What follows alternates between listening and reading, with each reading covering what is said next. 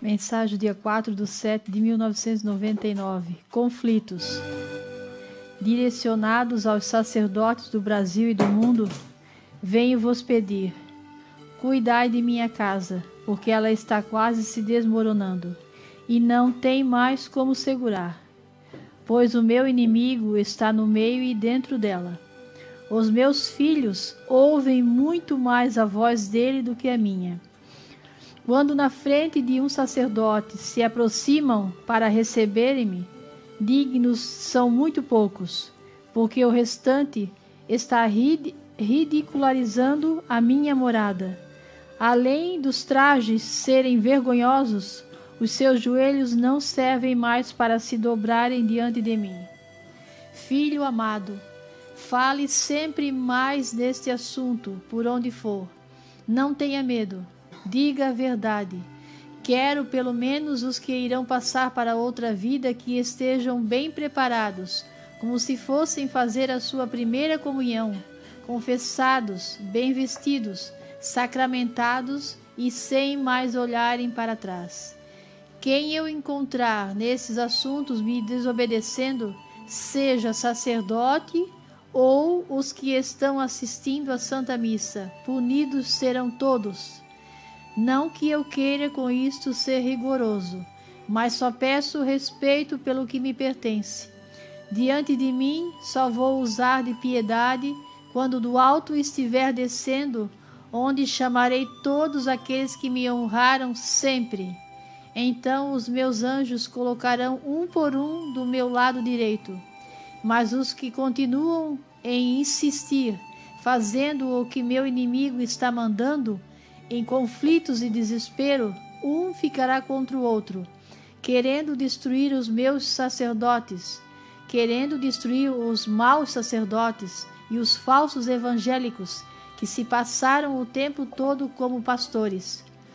Meus queridos filhos, prediletos sacerdotes, consagrem o meu corpo diante dos olhares de todos os fiéis e digam sempre assim: este é aquele que virá um dia para salvar a humanidade, e que ninguém esteja mal comportado com suas vestes ou com raiva de alguém, porque a todos aqueles que assim estiverem procedendo, na última hora não haverá mais perdão. Se pouco acredita neste meu enviado, que pelo menos acredite nestas minhas palavras, pois elas são santas e puras. Aqui se refere um assunto que é só meu e não do meu inimigo. Ele não pode nem tocar num só tio dessas palavras, porque sou eu, Jesus, que uso esse meu instrumento para escrever tudo isto. Lembre-se que os conflitos não só se referem entre as nações, eles são muito mais dentro de minha igreja, que é a de Pedro, onde são padres contra bispos, bispos contra cardeais e a maioria contra João Paulo II. Tempo esse da desolação do fim dos tempos. Jesus. Esse meu comentário, se vocês estranhar um pouco a minha voz, é porque eu estou com um aparelho na boca e dificulta um pouco para mim fazer algum comentário, falar. Mas vamos tentar assim mesmo. Conflitos. Essa mensagem o pai recebeu na residência do padre Tobias Negri, em Santa Bárbara do Oeste, São Paulo, dia 4 de julho de 99. Faltava ainda 5 anos para ele vir definitivamente acompanhar a palavra de Deus aqui em Taquaras, onde ele ficou até o ano passado, lá na casa do Eugênio. Mas lá Deus já revelava ao pai, ao nosso pai, o profeta, o conflito que existe hoje na igreja, como está desmoronando a igreja.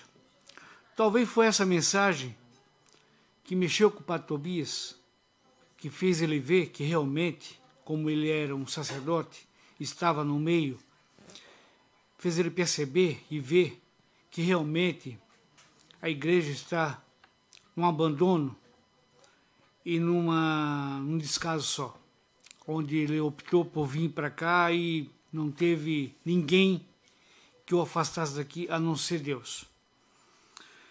E nessa mensagem, Deus comenta: meus queridos filhos prediletos, sacerdote, consagre meu corpo diante dos olhares de todos os fiéis e digo sempre assim: este é aquele que virá um dia para salvar a humanidade, e que ninguém esteja mal comportado com suas vestes ou com raiva de alguém.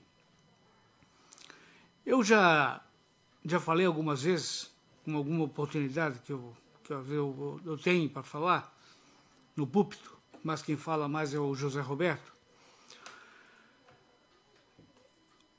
As vestes, o comportamento das pessoas, às vezes chama atenção. Estão bonitas, estão pessoas que estão bem comportadas na igreja, acompanhando o trabalho. Mas o comportamento das vestes é só um detalhe. E o comportamento da pessoa, a atitude da pessoa, e não ter raiva de ninguém, não falar mal de ninguém, será que realmente estão fazendo isso? Será que estão levando isso ao pé da letra? E aqui Deus está pedindo, no comportamento das vestes, e não está com raiva de ninguém. A gente fala, não, parece que entra no ouvido e sai no outro. Eu nunca vi uma raça de pessoas tão teimosas. Porque às vezes eu até consigo compreender que a pessoa tem uma cultura, ou veio de um lugar, ou de uma família, que sempre usaram roupa curta, bermuda. Tanto é que nós aqui, a família Conceição, foi deixar de usar bermuda 20 anos depois que o pai foi chamado. Porque Deus é cauteloso. Agora, usar uma roupa decente, usar um hábito, pendurar no pescoço um rosário, viver de joelho, não perde uma missa, reza o rosário todo dia, mentindo para Deus não sei quantas vezes por dia, e não consegue apagar uma mágoa, uma raiva, uma má palavra, um ódio. Você acha que vai ser suficiente estar bem comportado nas vestes, quando Deus chegar? E ele vai te perguntar: e o fulano? Ah, eu não falo com fulano. E o cicrano? Ah, esse não quero nem ver na minha frente. Será que Deus vai te aceitar assim? Vai mandar você entrar desse jeito? Duvido. Pois é mais fácil ele aceitar um de bermuda do que aquele que anda com ódio no coração, querendo o mal do seu semelhante. Pois Deus não deixou de apoiar, de falar com Pedro, quando estava no barco, seminu. Pedro é que, constrangido, reconheceu a importância de Deus e se jogou na água, que ficou envergonhado. Então Deus aqui fala desse jeito, o conflito. E ele fala também: não que eu queira ser rigoroso, mas só peço respeito pelo que é meu. O que é dele? As coisas sagradas da igreja. O que é dele? O bem-querer. O que é dele? O amor, a compreensão, o companheirismo. É isso que é dele. É isso que ele quer que a gente mantenha.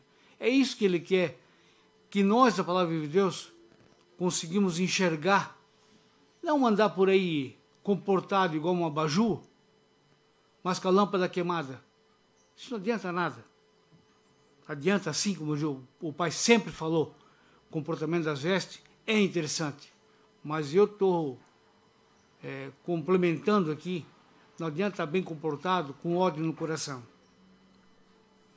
E aqui ele fala: se poucos acreditas nesse meu enviado, que também a gente cansou de falar, tem pessoas que ficam avaliando, ou ficavam avaliando o profeta, Ah, porque o profeta faz isso, porque o profeta gosta de comprar carro, porque o profeta não sei o que lá, porque o profeta fez uma casa, porque o profeta gosta de viajar.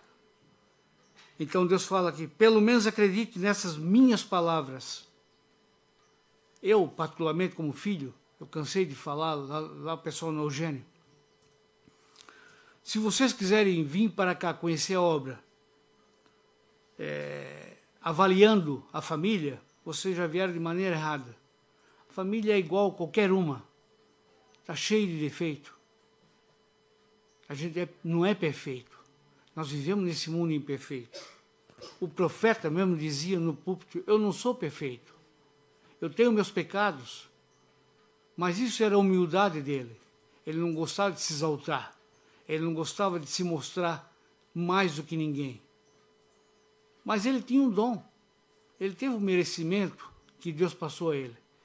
E nesse merecimento, ninguém de nós, nenhum de nós, tem o poder de questionar. Pois Deus escolhe quem Ele quer, do jeito que Ele quer, na época que Ele quer.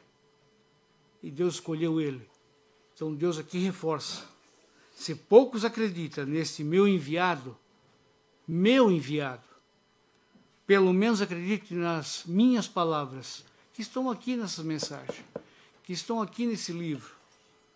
4.708 mensagens, né? 4.708 mensagens. Não é pouco, gente. Vamos multiplicar isso para ver quantos anos dá. Mais 10 anos.